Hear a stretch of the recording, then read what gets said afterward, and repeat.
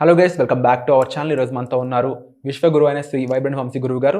విశ్వం యొక్క నియమాలు, దాని ద్వారా మన జీవితాన్ని ఏ విధంగా మార్చుకోవచ్చు అనే ఈ సిరీస్లో భాగంగా కొత్త ఎపిసోడ్లో ఉన్నాం. Welcome to this episode. నమస్కారం గురువు గారు. నమస్తే.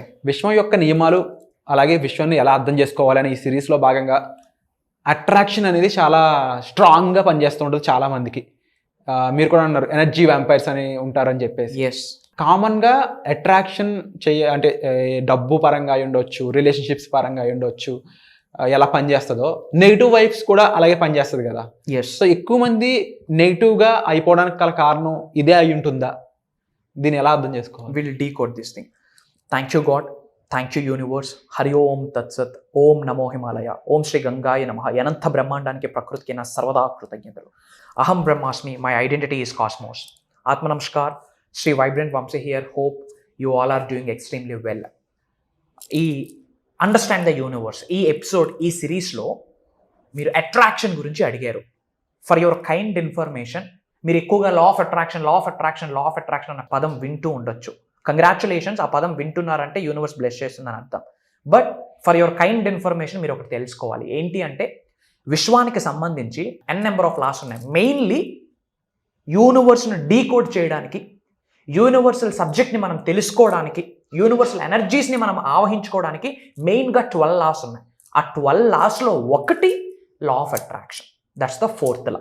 ఓన్లీ లా ఆఫ్ అట్రాక్షన్ తెలుసుకొని పెద్ద పెద్ద మిరాకిల్స్ సృష్టించవచ్చు అంటే answer is no. Universal laws మొత్తాన్ని తెలుసుకోవాలి. వాటికి కొన్ని నియమాలు ఉన్నాయి, ఆ నియమాల్ని ఫాలో చేయాలి.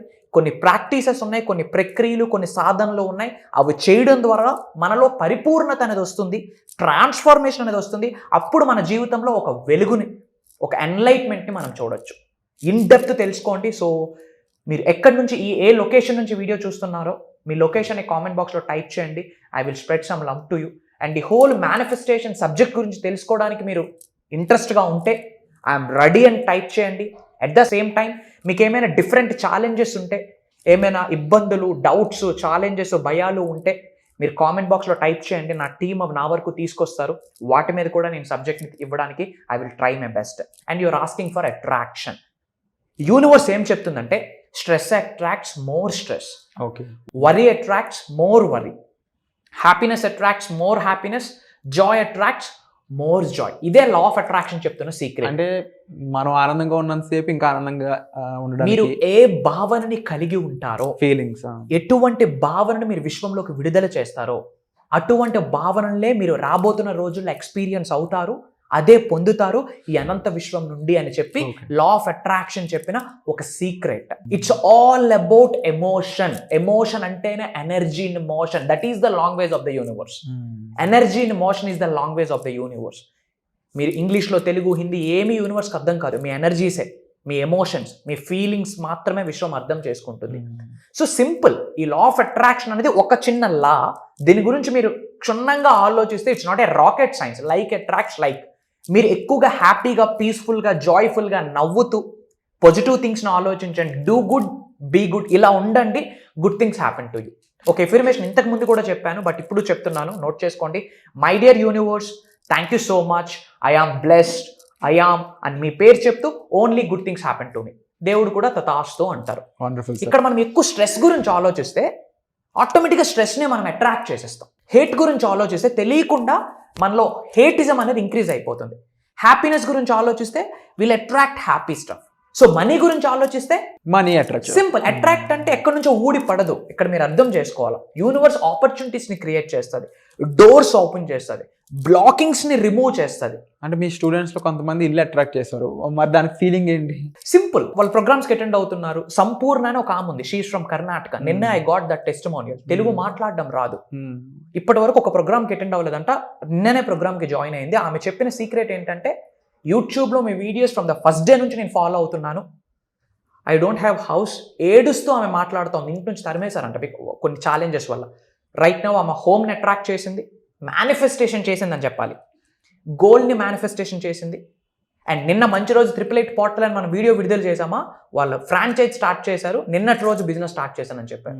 ఒక సింగిల్ ఉమెన్, ఒక జస్ట్ హౌస్ వైఫ్ బిజినెస్ ఉమెన్గా, ఉమెన్ ఎంటర్ప్రెన్యూర్గా కన్వర్ట్ అయింది బికాస్ ఆఫ్ మేనిఫెస్టేషన్. అలాంటి విషయాలు అట్రాక్ట్ చేయాలి లైఫ్లోకి అంటే ఉండాల్సిన ఫీలింగ్ ఏంటి?